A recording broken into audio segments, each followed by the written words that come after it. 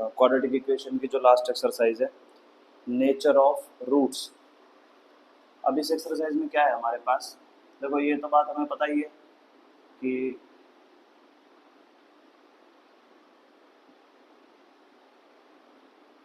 ये हमारे पास एक क्वाड्रेटिक इक्वेशन है, यहाँ तक हमने पढ़ लिया था। क्वाड्रेटिक इक्वेशन के दो रूट होते हैं, ठीक है। अगर मैं फॉर्मूला लिखूँ, जो फॉर्मूला वाला मेथड होता है हमारे पास, उसमें पहले हम डी निकालते हैं, बी स्क्वायर माइनस 4ac, इसको हम डिस्क्रिमिनेंट बोलते हैं। यहाँ से दो रूट निकलते हैं हमारे पास फॉर्मूला मेथड से, minus B plus root D by 2 है, और एक रूट निकलता है minus B minus root D by 2 है। तो जो अब हमारी ये वाली एक्सरसाइज है, ये स्टार्ट होती है इस बात से, रूट डी, ये इसी के बेसिस पे हम पढ़ेंगे नेचर ऑफ रूट्स। अब नेचर में क्या आ गया रूट्स में, कि रूट्स हमारे रियल है, अनइक्वल है, वो अब एक बार उससे पहले, इन चीज़ों को समझाने से पहले एक चीज़ बताता हूँ आपको। अभी तक देखो हमने हर जगह ये पढ़ा है, किसी भी चीज़ का हम स्क्वायर करते हैं तो आंसर हमेशा हमारे पास क्या आता है, पॉजिटिव। पर अब क्या होता है, कई बार अब इस वाली एक्सरसाइज में ऐसा आएगा कि अगर मैं किसी, सपोज मैंने डी निकाला, ठीक है जी, अब डी या तो मेरे पास एक पॉजिटिव नंबर हो सकता है, या डी मेरे पास जीरो हो सकता है, या डी मेरे पास नेगेटिव हो सकता है। अब एक एक करके केस देखो आप जरा। अगर मेरा डी पॉजिटिव है तो इस वाले फॉर्मूले में अगर मैं पुट करूं minus B plus root D by 2 है, जैसे डी पॉजिटिव नंबर मैंने मान लिया कुछ भी 7 ले लिया सपोज, तो यहाँ पे क्या आ जाएगा, प्लस का रूट 7 आ गया, प्लस का। अब ये देखो रूट के अंदर कैसा नंबर है, पॉजिटिव नंबर है ना, तो ये चीज हमारा, अब जहां पर पॉजिटिव नंबर आ गया हमारा, डी कैसा आया, पॉजिटिव, इसका मतलब हमें रूट के अंदर कैसा नंबर पुट करना पड़ेगा, पॉजिटिव। तो इस वाले केस में when D is greater than 0, इस वाले केस में मैं क्या बोलूंगा, roots are real and unequal. अब अनइक्वल क्यों बोल रहे हैं, अनइक्वल क्यों बोल रहे हैं आप खुद ही देखो। सपोज मेरे पास ये रूट है मेरे पास, अब यहाँ पर मैंने क्या करा, एक बार तो रूट डी को ऐड करा है एक नंबर में, और एक बार रूट डी को माइनस करा है। अब आप खुद ही देखो, अगर एक ही नंबर को मैं इस नंबर में माइनस बी में एक बार ऐड कर रहा हूँ और एक बार माइनस कर रहा हूँ, तो दोनों नंबर हमारे पास अलग अलग आएंगे। इसलिए हम इसको क्या बोल देते हैं पहले वाले केस को, कि रूट्स कैसे हैं, अनइक्वल। बट अब जो दूसरा नंबर है उसको, अगर दूसरा केस है हमारा, उसको देखें, when d is equals to 0, ये हमारा बहुत इंपॉर्टेंट केस बनता है। इस पे बहुत सारे क्वेश्चंस आते हैं, बोर्ड में भी इसके ऊपर क्वेश्चंस आते हैं। अभी जो अभी ये रिसेंट बोर्ड हुआ था उसमें भी इसके ऊपर क्वेश्चन आया हुआ था। अब आप एक चीज देखो, अगर d 0 है तो यहाँ पर मैं क्या पुट करूंगा, d को 0, और यहाँ पर भी d को क्या पुट करूंगा, 0। अब रूट जीरो तो कुछ नहीं होगा ना बेटा, ये तो अपने आप में क्या बन गया, ये तो 0 ही हो गया, और ये भी 0 ही हो गया। तो हमारा पास ये वाला रूट भी क्या निकल के आ गया, ये वाला जो रूट था हमारे पास, ये निकल के आया माइनस बी बाई 2a, और ये वाला रूट भी क्या निकल के आया, माइनस बी बाई 2a। आप अगर ध्यान से देखोगे दोनों ही रूट सेम है ना, तो इसलिए जब हमारे पास d0 आता है तो हम बोलते हैं roots are real and equal, roots are real and equal. एक चीज आप समझ लेना अच्छे से, कि अगर अब कहीं पर भी ऐसी कोई स्टेटमेंट आई जिसमें ये बोल दिया कि रूट्स कैसे हैं, इक्वल, तो आप वहां पर तुरंत डी को क्या पुट कर देंगे, 0। और अगर हमसे ये पूछा है क्वेश्चन ने कि रूट्स का नेचर बताओ इसका, अगर डी 0 आ गया तो हम क्या बोलेंगे, roots are real and equal. Generally जो क्वेश्चन आते हैं वो इस चीज पे आते हैं, क्वेश्चन में एक स्टेटमेंट गिवन होगी, उसमें बोल देगा the given equation have equal roots, तो हम क्या करेंगे, तुरंत डी इक्वल टू क्या पुट करेंगे, 0, और फिर क्वेश्चन को आगे सोल्व करेंगे जो भी क्वेश्चन की डिमांड होगी। थर्ड वाला देखो, थर्ड वाले में हमारा डी कैसा है, नेगेटिव, थर्ड वाले में डी नेगेटिव है। अब एक चीज देखो, अगर हमारा डी नेगेटिव है तो यहाँ रूट में कैसा नंबर आ गया, सपोज मैंने डी मान लिया, मेरा आ गया -1 आ गया, या -11 आ गया, ऐसे मान लिया मैंने, तो बेटा रूट के अंदर तो कैसा नंबर आ गया, नेगेटिव। बट हमने तो आज तक ये बात सीखी है कि किसी भी नंबर का अगर मैं स्क्वायर करूं, जो मर्जी नंबर हो उसका मैं स्क्वायर करूं, तो रिजल्ट कैसा आता है हमारा, पॉजिटिव। बट अगर मैं भी -√11 का क्या करूं, स्क्वायर, क्योंकि मुझे डी की वैल्यू कहाँ पुट करनी है, डी की वैल्यू तो इस रूट के अंदर ही पुट करनी है ना, और अगर रूट में क्या आ गया, नेगेटिव, अब हम इसका स्क्वायर करेंगे तो आंसर क्या बाहर आ रहा है, नेगेटिव। खुद ही देखो, अभी तक तो हमने ये पढ़ा है ना कि x² का रिजल्ट क्या आ जाता है हमेशा पॉजिटिव, किसी भी नंबर का स्क्वायर क्या आता है पॉजिटिव, बट यहाँ पर इसका स्क्वायर करने से आंसर कैसा आ रहा है माइनस। तो ये जो चीज है ना कि किसी भी नंबर का अगर मैं स्क्वायर करूं और वो मेरे पास क्या आ जाए नेगेटिव, तो बेटा ये वाली सिचुएशन है ना रियल लाइफ में कहीं भी एग्जिस्ट नहीं करती। ऐसी कोई भी इक्वेशन या ऐसी कोई भी कंडीशन, अभी और क्वेश्चंस आएंगे आगे उसमें और अच्छे से आपको क्लियर हो जाएंगी चीजें, कि अगर कोई भी ऐसी कंडीशन जिसमें हमें क्वाड्रेटिक इक्वेशन बनाई और उस क्वाड्रेटिक इक्वेशन का अगर डी हमारे पास क्या आ गया नेगेटिव आ गया, तो हम क्या बोलेंगे कि वहां पर वो जो चीज है रियल लाइफ में एग्जिस्ट करेगी ही नहीं। तो इसलिए हम इसको क्या बोल देते हैं, जो थर्ड वाला केस आएगा हमारा, जब हमारा क्या आ गया इधर रूट नेगेटिव आ गया। नेगेटिव का मतलब मैं ये बोल सकता हूँ when D is less than 0, तो हम बोलेंगे रूट्स आर अनरियल। अनरियल क्यों, ये अनरियल की डेफिनेशन आपको समझ में आ गई ना क्या मतलब है इसका, क्योंकि हम किसी नंबर का स्क्वायर कर रहे हैं तो वो क्या आ गया नेगेटिव।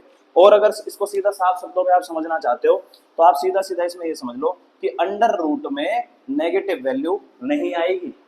11th वाले जब 11th क्लास है उसमें हमारा यहाँ से नया चैप्टर स्टार्ट होता है कि अगर कहीं पे रूट में नेगेटिव नंबर आ गया तो ऐसे नंबर्स को हम क्या बोल देते हैं इमेजिनरी नंबर्स। इमेजिनरी नंबर्स, ठीक है, ये 11th के लिए पढ़ेंगे। अभी 10th तक के लिए इतना बहुत है कि अगर हमारा रूट में नेगेटिव आ गया तो हम क्वेश्चन को वहीं पर खत्म कर देते हैं ये बोल के एज रूट्स आर इमेजिनरी, या फिर इमेजिनरी का दूसरा वर्ड क्या हो गया as roots are unreal, therefore this situation is not possible. तो यहाँ पर ये चीज ध्यान रखना। अच्छा एक और चीज, अनरियल तो है बट आप खुद ही देखो, खुद ही देखो, अगर सपोज मैं यहाँ पर नेगेटिव नंबर पुट कर दूं, कोई भी नेगेटिव नंबर पुट कर दिया, ठीक है, कोई भी नेगेटिव -7 पुट कर दिया, अब आप खुद ही देखो एक बार इस नेगेटिव नंबर को ही मैं -b के साथ प्लस कर रहा हूँ और -b के साथ से ही माइनस कर रहा हूँ।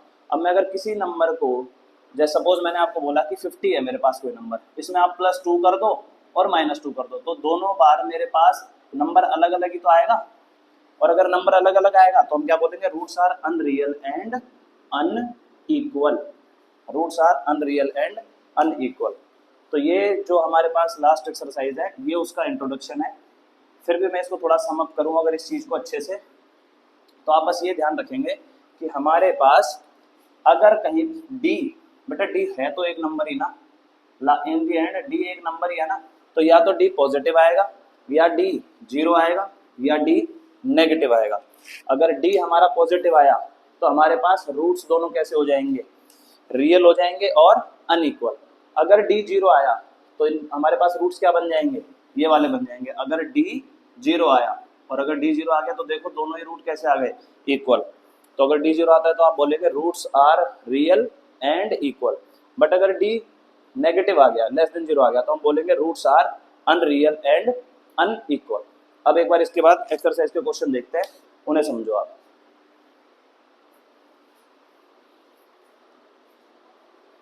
पढ़ना पहले क्वेश्चन की स्टेटमेंट है find nature of roots if real, अगर वो रियल हैं देन फाइंड देम। ठीक है, ये देखिए आप जरा, ये है सॉल्यूशन क्वेश्चन नंबर 1 का फर्स्ट पार्ट कर रहा हूं मैं। इक्वेशन मुझे दे दी 2x² - 3x + 5 = 0। इस वाले इक्वेशन का पहले हमें बताना है नेचर ऑफ रूट्स। तो अगर मैं इसके साइड में या अगर इसके जनरल फॉर्म लिख दूं मैं क्वाड्रेटिक इक्वेशन की ax² + bx + c = 0, एक बार आप कंपेयर करना दोनों को। a की वैल्यू x² के साथ a है, x² के साथ 2 है।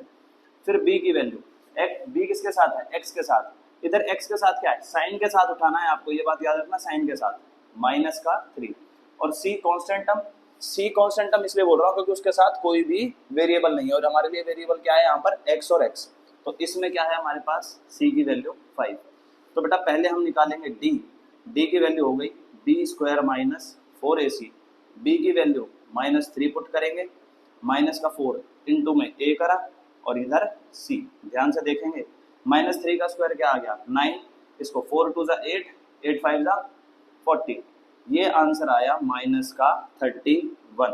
तो आप लिखेंगे as d is less than 0 therefore roots are unreal, और ये क्वेश्चन यहीं पर खत्म, अनरियल एंड अनइक्वल, बस यहीं तक। फिर से मैं एक बार क्वेश्चन की स्टेटमेंट पढ़ूं। क्वेश्चन ने बोला है if real root exist then find them. तो यहाँ तो रियल रूट एग्जिस्ट करे ही नहीं, क्यों? क्योंकि डी हमारा कैसा आ गया माइनस में आ गया, और माइनस में हम कभी भी रूट माइनस वाले नंबर को कभी भी रूट में प्लेस नहीं करते। तो ये बस जो फर्स्ट क्वेश्चन का फर्स्ट पार्ट था वो बस इतना ही है, ठीक है। इसका आप स्क्रीनशॉट लेना चाहें तो स्क्रीनशॉट ले लो। अब अगले क्वेश्चन की तरफ बढ़ते हैं।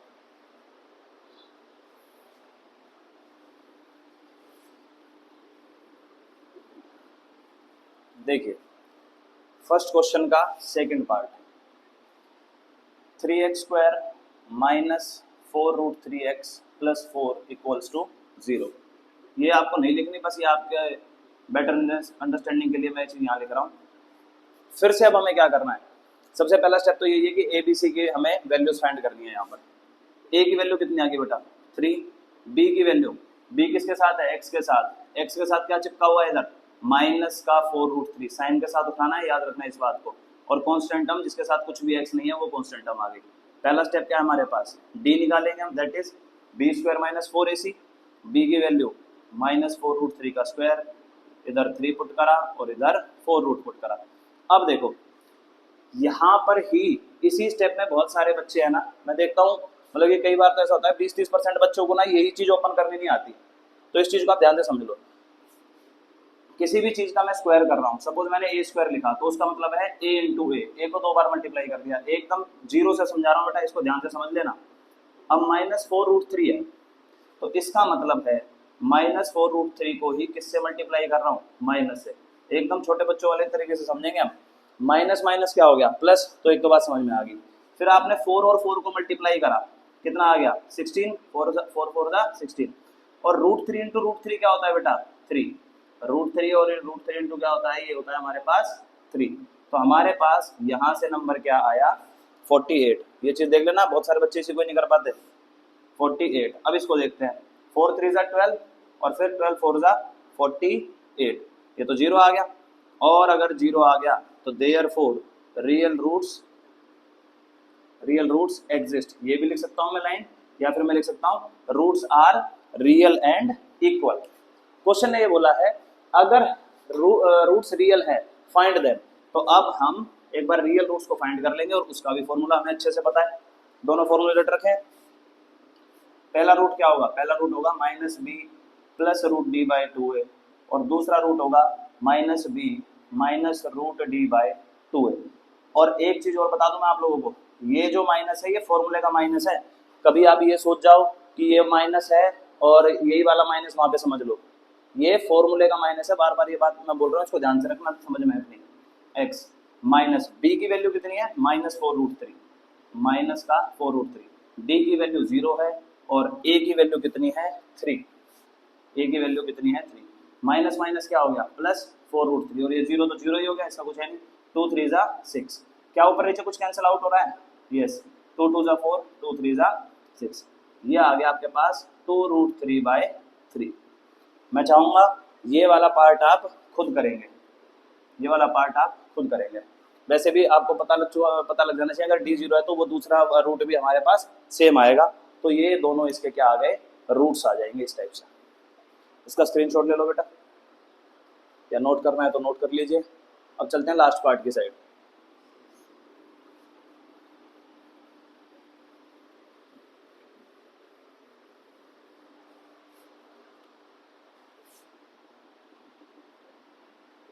To X square minus 6x plus 3 equals to 0। A की वैल्यू 2, बी की वैल्यू -6 और सी की वैल्यू 3। डिस्क्रिमिनेंट निकालेंगे d, b² minus 4ac minus 6 का स्क्वायर माइनस में 4a और ये आ गया c। -6 का स्क्वायर 36 प्लस का 36 आ जाएगा, 4 2 8, 8 3 24। कितना आ गया बेटा ये आंसर आपके पास 12 आ गया हमारे पास। d की वैल्यू क्या आई यहाँ से 12। आप लिखेंगे as d is greater than 0 therefore roots are real and unequal. अगर रूट्स रियल हैं तो हमें फाइंड करना है, फिर से वही सेम। x की वैल्यू क्या आएगी बेटा -b plus root D by 2a, और दूसरा रूट आएगा -b minus root D by 2a। अब वैल्यू पुट करेंगे, ये साइन फॉर्मूले का है माइनस, b की वैल्यू क्या है -6 तो माइनस पुट करा, d की वैल्यू 8 और a की वैल्यू 2। माइनस माइनस क्या हो गया प्लस, √8/4। अब कुछ हमारे पास देसी कलाकार रहते हैं, उनको ये √8 को ही सॉल्व करने में उनके हाथ पांव फूल जाते हैं, तो आप इसको सिंपल ऐसे कर लेना, 8 के प्राइम फैक्टराइजेशन कर दो, 2 × 2 × 2। ये अब आपको ये इतनी तो बात पता होनी चाहिए, और नहीं पता तो आप समझ लो, अगर ऐसे पेयर बन गया तो वो रूट से बाहर आ जाएगा। तो ये इन दो का तो पेयर बन गया, रूट से बाहर आ गए, ये बेचारा अकेला रह गया, तो ये रूट में ही रह गया। तो √8 को सॉल्व करके हमने लिख दिया 2√2। अब देखिए आप जरा, तो अब यहाँ पर 8 को सोल्व करके लिखा 2√2/4। अगर आप ध्यान से देखोगे तो ऊपर से 2 कॉमन ले लूँ, 2 इसमें से कॉमन लिया 3 बचा, और यहाँ से 2 बाहर आ गया तो सिर्फ क्या बचा √2, और अपॉन में क्या आया बेटा, अपॉन में आया हमारे पास 4। इसको आप कैंसिल कर दो, क्या आंसर आ गया 3 + √2/2। ये हमारे पास x की वैल्यू है। ठीक है, उस वाले क्वेश्चन में क्या हो जाएगा, इस वाले पार्ट में यहाँ पे प्लस की जगह क्या हो जाएगा माइनस, फिर आप दोनों को क्या कर देंगे माइनस, और अकॉर्डिंगली सॉल्व करेंगे और अपना आंसर चेक करेंगे, वो आप लोगों के लिए छोड़ दिया। ठीक है, आगे चलते हैं भाई।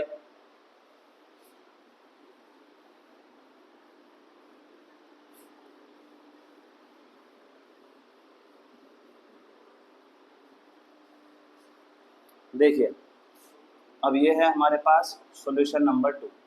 ये क्वेश्चन अच्छा है, मैंने आपको पहले ही बताया था, इसी टाइप के क्वेश्चन ज्यादातर आते हैं, और ये तो एनसीईआरटी क्वेश्चन है, बहुत ज़्यादा इजी है। इसमें बोला है, पहले ही आपको बता दिया इक्वेशन के पास कैसे रूट्स हैं, इक्वल, और अगर इक्वल रूट्स हैं तो बताया था आपको कि इक्वल रूट्स में हम डी को क्या पुट कर देंगे 0। मैंने इक्वेशन लिखी यहाँ पर, जो फर्स्ट पार्ट है 2x² + kx + 3 = 0। ब्रैकेट में अगर मैं वो इक्वेशन लिखूँ, general form of quadratic equation, अब आप इसको कंपेयर करिए, ए की वैल्यू क्या आई 2, बी की वैल्यू क्या आई k, और सी की वैल्यू क्या आई 3। आप लिखेंगे as equation have equal roots therefore d = 0। d की वैल्यू क्या होती है बच्चों, b² - 4ac = 0। b की वैल्यू आपने पुट करी, क्या आया k², a की वैल्यू 2, c की वैल्यू 3। भाई k² 4 × 2 = 8, और 8 × 3 = 24 आ गया ये, इसको उधर भेज दो आप, k² = 24। ध्यान से समझते रहना, यहाँ देख ले, हुए यहाँ देख ले, k = √24। अब ये 24 है, तो बेटा इसका क्या कर दो आप, प्राइम फैक्टराइजेशन करके देख लो, जिसका पेयर बने उसको बाहर निकाल देना आप। ठीक है, ये देखो इसका प्राइम फैक्टराइजेशन यही होगा हमारे पास, 2 × 2 = 4, 4 × 2 = 8, 8 × 3 = 24। बस इन्हीं दोनों का तो पेयर बना, तो ये क्या बाहर आ गया हमारे पास 2 बाहर आया, और ब्रैकेट में देखो ना इसका पेयर बना ना इसका बना, तो ये बेचारे दोनों अंदर ही रह गए √6। और हमें पता है जब भी हम किसी का रूट स्क्वायर हटाते हैं, रूट लगाते हैं, उसके आगे हम क्या लगा देते हैं प्लस माइनस। ये हमारा क्या आ गया आंसर फर्स्ट पार्ट का। ठीक है,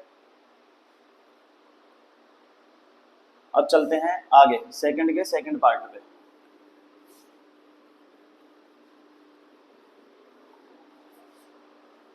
सेकंड क्वेश्चन का सेकंड पार्ट देखिए, kx - 2 + 6 = 0।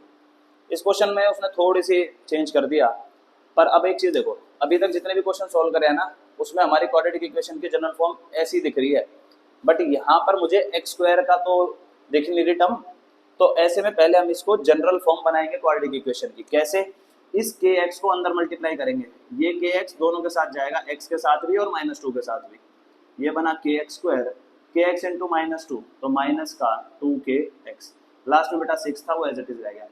क्या अब एक बार चेक कर लेते हैं, क्या हमारे पास टर्म बन गई प्रॉपर, हाँ जी, x² की टर्म आ गई, x की टर्म आ गई, और ये कांस्टेंट टर्म आ गई। अब आप कंपेयर कर लो, a की वैल्यू क्या आई हमारे पास k, b की वैल्यू क्या आई -2k, और c की वैल्यू क्या आ गई 6। फिर आप वही सब लिखेंगे, as equation have equal roots therefore d = 0। d की वैल्यू होती है बेटा b² - 4ac = 0, -2k का स्क्वायर, माइनस में 4, a की वैल्यू है k और c की वैल्यू है 6। यहाँ पे कर रहा हूँ, इसके बाद इसको ध्यान समझना, 2k का स्क्वायर -2k का स्क्वायर क्या ओपन हो गया 4k², माइनस इन दोनों को मल्टीप्लाई कर दो, 6 × 4 = 24K, ये देखो यहाँ तक आ गया, यहाँ तक आ गया समझ में।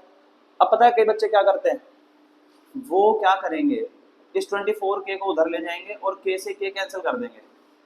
आपको लगेगा ठीक है, बट इसमें ना आपके मार्क्स कटने के चांसेस रहते हैं, क्योंकि ऐसे बोर्ड में कई बार होता है कि हमें दोनों चीजें बतानी होती है कि K की वैल्यू क्या हो सकती है और क्या नहीं हो सकती है।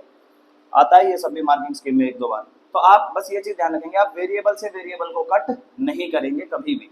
तो इसको हम कैसे सोल्व करेंगे, इन दोनों में आप ये देख लो क्या कॉमन आ रहा है, 4 और 24 में 4 कॉमन है और इस दोनों में 1 4K कॉमन लिया, यहाँ से क्या बचा K और यहाँ से बचा माइनस का 6। अब आप एक चीज समझो, मैंने इसको भी एक नंबर मान लिया और इसको भी, या तो 4K 0 है इसलिए 0 आ रहा है, या K माइनस 6 0 है इसलिए 0 आ रहा है। तो एक बार हम क्या करेंगे, 4K को 0 पुट करेंगे और एक बार K माइनस 6 को 0 पुट करेंगे।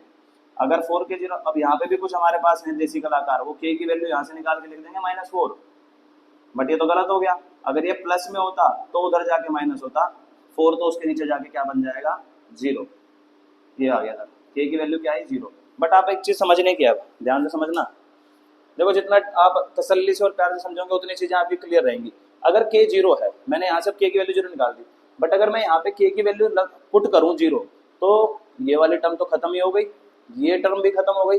तो इसका मतलब K की 0 हम इसको क्या कर देंगे, रिजेक्ट। आप बेशक ऐसी क्रॉस बना देना, उसमें भी कोई प्रॉब्लम नहीं है, K की वैल्यू 0 नहीं लेंगे हम। तो यहाँ से K की वैल्यू क्या आई 6, ये हमारे पास क्या आ गया आंसर।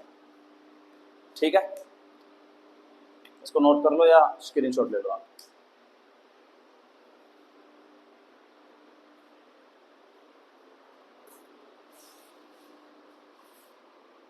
क्वेश्चन नंबर 3 देखो, क्वेश्चन की आपको स्टेटमेंट बड़े ध्यान से पढ़नी है। Is it possible to design a rectangular mango grove. अब जो ये क्वेश्चन इसने पूछा है, इज इट पॉसिबल, तो हम जो भी ये क्वेश्चन की स्टेटमेंट दे रखी है, पहले इसको क्वाड्रेटिक इक्वेशन में कन्वर्ट करेंगे। क्वाड्रेटिक इक्वेशन में कन्वर्ट करने के बाद हम d फाइंड आउट करेंगे, डिस्क्रिमिनेंट। अगर d हमारा ग्रेटर देन 0 आ जाए या इक्वल टू 0 आ जाए तो हम बोल देंगे, क्योंकि वो रियल है, वो रियल रूट्स हो गए। तो अगर रियल रूट्स मेरे पास आ रहे हैं तो हम बोलेंगे yes this is possible to design a rectangular mango grove. अगर d हमारा लेस देन 0 आ गया तो हम सीधा सीधा आंसर दे देंगे no it is not possible, और क्वेश्चन वहीं खत्म हो जाएगा।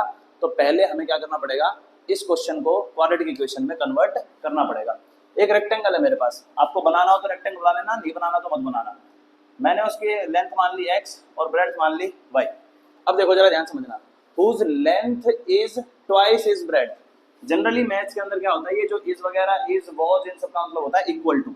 तो लेंथ इज ट्वाइस ब्रेड्थ, एक इक्वेशन यहाँ से आ जाएगी। आगे देखना, आगे उसने बोला है and the area is 800 metre square, और एरिया कितना दे दिया आपको 800 मीटर स्क्वायर। तो भाई इसको समझो आप ध्यान से, लेट, मैंने ब्रेड्थ को लेट कर लिया, let breadth of rectangular grove be x metre. ठीक है, तो देयरफॉर लेंथ क्या होगी बेटा, लेंथ हो गई ट्वाइस ब्रेड्थ, तो ट्वाइस ब्रेड्थ हो गया 2x। फिर आपको दिया हुआ है एरिया, एरिया कितना दिया हुआ है 800 मीटर स्क्वायर। रेक्टेंगल का एरिया होता है लेंथ इंटू ब्रेड्थ, सबको पता होगा, ये नहीं पता तो भाई बेसिक वीडियो बंद करके भाग जाओ। लेंथ इंटू ब्रेड्थ, तो ये 2x इंटू एक्स क्या हो गया, ये 2x स्क्वायर, और ये इज इक्वल्स टू में क्या आ गया हमारे पास 800। आप इस 2 से इस 800 को कैंसिल कर दो, क्या आ गया 400। X square minus 400 equals to 0। ये आ गई हमारे पास क्या, क्वाड्रेटिक इक्वेशन। अब कुछ बच्चे इसको डायरेक्टली यहीं सोल्व कर देते हैं, तो उसमें हमारे मार्क्स कटेंगे ही कटेंगे। क्यों, क्योंकि क्वेश्चन ने हमसे इसका भी तो जवाब मांगा है, is it possible to design a rectangular mango grove, और इसका जवाब हम देंगे नेचर ऑफ रूट्स निकाल के। तो अब इसके अंदर अगर मैं ध्यान से इसको कंपेयर करूं क्वाड्रेटिक इक्वेशन से, general form of quadratic equation से, ध्यान से देखना, एक्स स्क्वायर के साथ क्या है भाई, जिसके साथ कोई नहीं है उसके साथ 1 है ना, यहाँ पे ये तो बताइए। तो a की वैल्यू क्या आ गई 1। x है क्या पूरी इक्वेशन में, आप ध्यान से देखो, पूरी इक्वेशन में कहीं पे भी x नहीं है, इसका मतलब जो x का कोफिशिएंट है वो क्या है 0। तो हमने b की वैल्यू क्या ले ली 0, और c वो है बेटा जिसके साथ x नहीं होता। मैंने बताया था हर एक a b c तीनों को आप साइन के साथ उठाएंगे तो c की वैल्यू आ गई माइनस का 400। अब आप d फाइंड आउट करेंगे पहले, b square minus 4ac, b की वैल्यू 0 पुट कर दी, माइनस ए की वैल्यू 1 और सी की वैल्यू माइनस 400, ये तो 0 ही हो गया, माइनस माइनस प्लस, ये आ गया 1600, किसका, प्लस का 1600। तो अब आप सिंपल सी बात है, आप लिखेंगे as d is greater than 0 therefore roots are real and unequal, hence it is possible to design the group, to design the group। यहाँ तक आया है समझ में आपको, टू डिजाइन द ग्रुप। अब उसने बोला इफ सो, हाँ जी कर सकते हैं, ये पॉसिबल है, देन फाइंड लेंथ और ब्रेड्थ। तो लेंथ और ब्रेड्थ निकालने का मतलब हमें x की तो वैल्यू बतानी है। अब ये सेम वही क्वेश्चन आ गया, x क्या, आप दो रूट होते हैं हमारे पास, minus B plus root D by 2 है, और एक क्या आएगा, minus B minus root D by 2 है। वैल्यूज पुट करो, b की वैल्यू तो 0 है, b की वैल्यू 0 है, रूट डी, डी की वैल्यू कितनी है 1600, और अपॉन में 2a, a की वैल्यू कितनी है 1, ये चल रहा है x, ये आ गया 0 तो 0 ही हो गया, अंडर रूट के अंदर है 1600, अगर आप ध्यान से देखोगे इसको कैलकुलेट करोगे तो ये आ जाएगा 40, 1600 का अंडर रूट क्या होता है 40, और अपॉन में क्या आया 2, x की वैल्यू बेटा यहाँ से क्या आई 20, यहाँ से भी अगर एक बार फटाफट मैं कैलकुलेट करके दिखा दूँ तो यहाँ से ये देखना, ये तो 0 ही हो गया, आगे माइनस है तो ये आ गया माइनस 40, अंडर रूट 1600 तो 40 रहेगा, और ये माइनस का साइन आगे आ गया, यहाँ से हमारे पास x की वैल्यू आई माइनस 20। तो भाई लेंथ ब्रेड्थ ये कभी भी हम माइनस में लेते नहीं है, तो x is equals to minus 20 वाले को हम कैंसिल कर देंगे, इस वाले आंसर को हम मान लेंगे। तो अब आप उसके बाद लिखेंगे देयरफॉर ब्रेड्थ, हमने ब्रेड्थ को तो माना था x, breadth is equals to x is equals to 20 metre, और लेंथ, लेंथ क्या हमारे पास 2x, तो 2 इंटू 20 वो आ गई हमारे पास 40 मीटर। ये है पूरा क्वेश्चन, ठीक है। आगे चलते हैं भाई, इसके बाद इसको रब कर रहा हूं मैं,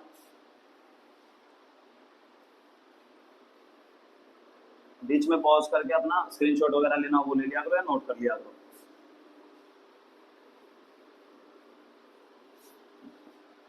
देखो जी, अब है हमारे पास क्वेश्चन नंबर 4, फिर से वहीं से स्टार्ट हो रहा है question, is following situation possible. तो पॉसिबिलिटी कैसे पता लगेगी, डी निकाल के, अगर डी ग्रेटर देन 0 है और या फिर डी इक्वल टू 0 है तो यस पॉसिबल, अगर लेस देन 0 है तो it is not possible, question वहीं की वहीं खत्म। If so determine there present ages, ठीक है प्रेजेंट एज बता देंगे अगर वो पॉसिबल है तो। The sum of ages of two friends, दो दोस्त हैं, उनकी एज का सम दे रखा है 20 ईयर्स, 4 ईयर्स अगो, 4 साल पहले, the product of their edges in years was 48। तो इसको पहले किस में कन्वर्ट करेंगे हम, पहले इस सिचुएशन को आप क्वाड्रेटिक इक्वेशन में कन्वर्ट करो। Let the age of first friend be x years. अब देखो आप इसको x ईयर्स मान के चलो और दूसरे को y मान लो, दोनों ही चीजों से मुझे कोई प्रॉब्लम नहीं है, बट जनरली मैं क्या करता हूँ, देखो आप खुद ही समझो, अगर दो दोस्त हैं, ठीक है, दो दोस्त हैं हमारे पास, आए गुस्से है, इसको थोड़ा सा बना देता हूँ, ठीक है, इन दोनों की एज का सम कितना है 20 ईयर्स है। अगर मैंने इस वाले की एज x मान ली तो ये x उधर जाके क्या हो जाएगा माइनस, तो इस वाले की एज क्या आगे विचारेगी 20 माइनस x, समझ में आ गया। एक की एज मैंने x मानी तो दूसरे की एज क्या आ जाएगी, और तो therefore age of second friend, age of second friend is 20 minus x years, ठीक है। ये नोटंकी मिटा देता हूँ यहाँ से, बस ये आपको समझाने के लिए था। अब देखो आप आगे क्वेश्चन पढ़ रहा हूँ। 4 years ago the product of their edges in years was, कुछ हमारे पास हैं हाई फाई बच्चे, उनको एगो का मतलब नहीं पता होता, तो आप इस वॉज से पता लगा लेना कि वॉज मतलब पहले की बात कर रहा है। तो आज से 4 साल पहले आप ये सोच लो आपकी एज क्या थी, आपने अपनी एज में से तो 4 माइनस करा है ना, सपोज आपकी जो भी है 14 15 है, उसमें से आप 4 माइनस कर दो, ऐसे ही यहाँ पर। तो देयर एजेस 4 years अगो, तो एज ऑफ फर्स्ट फ्रेंड क्या होगी, फर्स्ट फ्रेंड की एज 4 साल पहले, वो हो जाएगी x माइनस 4 years, ठीक है। Age of second friend, age of second friend. इसमें से भी आप क्या कर दो, 4 माइनस कर दो। अब 20 माइनस 4 ये तो लाइक टर्म्स है, कितना आ गया ये 16 minus x years. According to question the product of their ages, दोनों की एजेस का प्रोडक्ट, ये कर दिया प्रोडक्ट, कितना बता रखा है क्वेश्चन ने 48। ठीक है भाई, इसको सोल्व करते हैं, क्वाड्रेटिक इक्वेशन की फॉर्म बनेगी। ये जो x है पहले 16 के साथ गया 16x, ये x माइनस एक्स के साथ गया माइनस का एक्स स्क्वायर, ये माइनस 4 16 के साथ गया माइनस 64, ये minus 4 minus minus plus 4 into x 4x is equals to 48।